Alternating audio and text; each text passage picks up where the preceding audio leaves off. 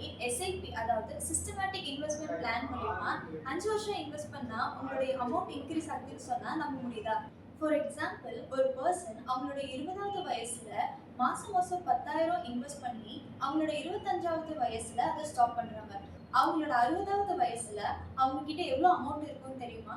இப்போ நீங்க கேட்கலாம் 5 வருஷம் இன்வெஸ்ட் பண்ணி எப்படி அமௌண்ட் க்ரோ ஆகும் அப்படின்னு. இங்கதான் பவர் ஆஃப் காம்பவுண்டிங் ஒர்க் ஆகுது.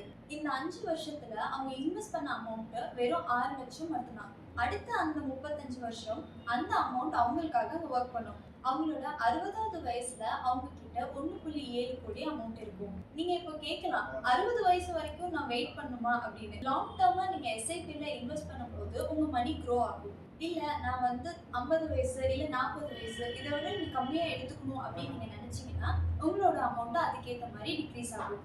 இது மூலியமா நம்ம என்ன தெரிஞ்சுக்கிறோம் அப்படின்னா, லேட்டா ஸ்டார்ட் பண்றவங்க அவங்க லைஃப் லாங் ஒர்க் பண்றாங்க.